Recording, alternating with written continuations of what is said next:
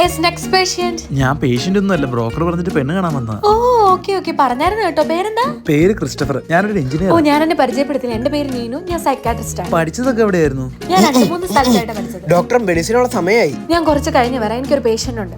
Okay doctor. അതെന്നതാ patient എന്ന് പറഞ്ഞേ? ഇവിടെ മൊത്തം അസൂയക്കാരാണ്. എന്നെ കാണാൻ ഇപ്പൊ എങ്ങനെയുണ്ട്? കാണാൻ കൊള്ളാലോ. നമ്മൾ പഠിച്ചോണ്ടിരുന്ന കാര്യമല്ലേ പറഞ്ഞു. ഞാൻ കുറെ സ്ഥലത്ത് പഠിച്ചു. കുതിരവട്ടം, മൂളമറ, അങ്ങനെ കുറെ സ്ഥലത്ത്. അതെയല്ലേ. പിന്നെ വേറെ കുറെ കാര്യങ്ങൾ. പിന്നെ ഡോക്ടർ മരുന്നിനുള്ള സമയമായിരുന്നു.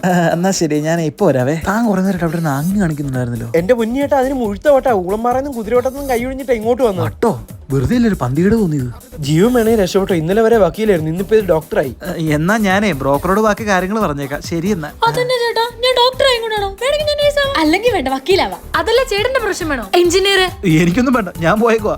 എങ്ങനെയാ നിന്റെ എഞ്ചിനീയർ ഏട്ടൻ പോയോ? ദേ പെണ്ണു കാണാൻ വരുന്ന എല്ലാവരുടെ മുന്നിൽ വട്ടായി അഭിനയിച്ച് എനിക്ക് അവസാനം വട്ടായി പോയല്ല. എങ്ങനെയും നമ്മുടെ കല്യാണം നടത്തണ്ടേ, അതിനുവേണ്ടിയുള്ള കഷ്ടപ്പാടാ.